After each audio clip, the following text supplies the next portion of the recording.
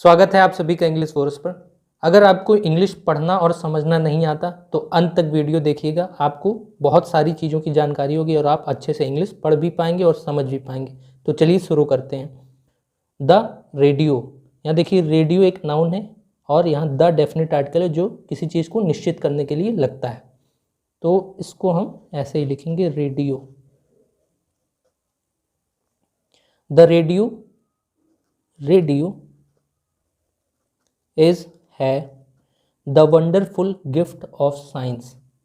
The फिर से definite article, किसी चीज को निश्चित करने के लिए। वंडरफुल मतलब होता है अद्भुत। गिफ्ट उपहार, ऑफ मतलब का, साइंस विज्ञान। तो इसका मतलब हुआ रेडियो एक अद्भुत उपहार है विज्ञान का।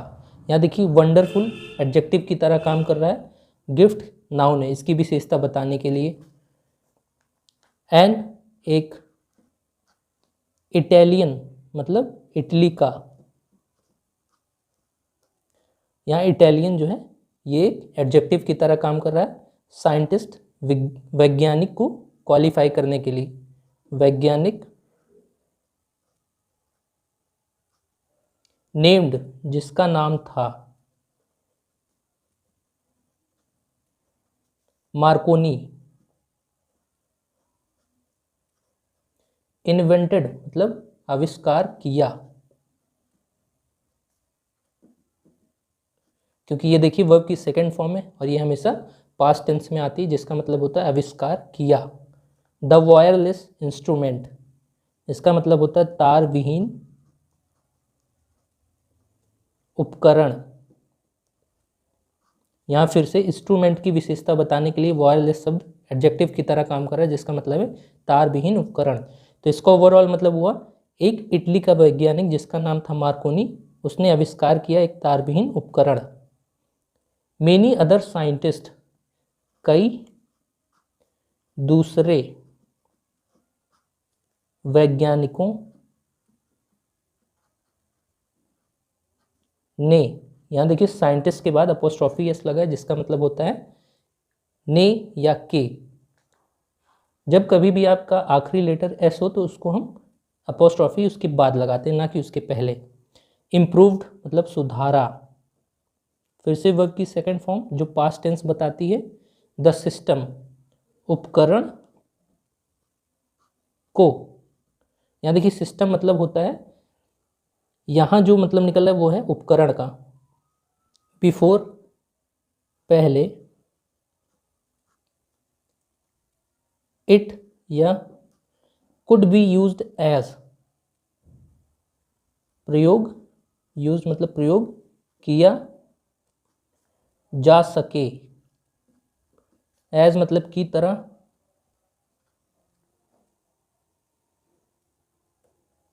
कई दूसरे वैज्ञानिकों ने सुधारा इस उपकरण को इससे पहले कि यह प्रयोग किया जा सके। द मॉडर्न रेडियो मतलब आधुनिक रेडियो की तरह। वॉट इट इज, यह क्या है। There is something in the air, तो इसका मतलब हम यहाँ देखिए देयर इज, ये स्ट्रक्चर हमेशा किसी चीज़ की अवस्था बताने के लिए होता है, तो हम इसको ऐसे समझेंगे कुछ है। इन द एयर मतलब हवा में। कॉल्ड जिसका नाम है ईथर। विच कैरीज जो ले जाता है।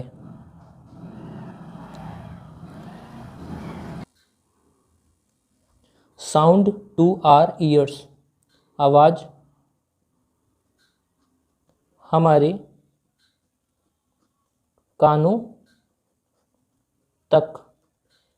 यहाँ देखिए ये है वर्ब की फर्स्ट फॉर्म, सिंगुलर वर्ब है और सिंगुलर सब्जेक्ट के लिए लगी है। तो इसका ओवरऑल मतलब ये हुआ कुछ है हवा में जिसका नाम है ईथर जो ले जाता है आवाज हमारे कानों तक। बट लेकिन द वेव्स तरंगे ऑफ दिस ईथर, इस ईथर की बिकम हो जाती हैं फेंटर एंड फेंटर, मतलब फीकी और फीकी, एज जैसे दे ट्रेवल, वे यात्रा करती हैं।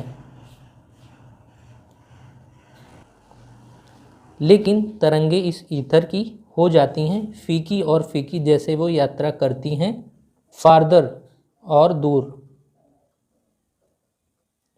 सो इसलिए इट कैन नॉट कैरी, यह नहीं ले जा सकता, द साउंड, आवाज, टू अ डिस्टेंट प्लेस, एक दूर स्थान तक। इसलिए यह नहीं ले जा सकता आवाज एक दूर स्थान तक। रेडियो इज द इंस्ट्रूमेंट, है उपकरण, एक, बाई विच, जिसके द्वारा, यहाँ विच रिलेटिव प्रोनाउन की तरह यूज हुआ है तो जिसके, बाई मतलब द्वारा, वी कैन हियर, हम सुन सकते हैं, द साउंड, आवाज, फ्रॉम, से, any part of the world, किसी, एनी मतलब किसी, पार्ट हिस्से, विश्व के, ऑफ मतलब के, द वर्ड को डिफिनेट करने के लिए लगा हुआ है। तो इसका मतलब ये हुआ रेडियो है एक उपकरण जिसके द्वारा हम सुन सकते हैं आवाज विश्व के किसी हिस्सों से। हाउ इट वर्क्स, यह, इट मतलब यह कैसे काम करता है। वर्क्स देखिए सिंगुलर वर्ब है, हमेशा प्रेजेंट टेंस में आती है क्योंकि हमारा सब्जेक्ट इट सिंगुलर है। देयर आर पावरफुल रेडियो, यहाँ हैं, पावरफुल मतलब शक्तिशाली, radio stations, in all big, in मतलब में, ऑल सभी, बड़े शहरों, इन द वर्ल्ड में, विश्व।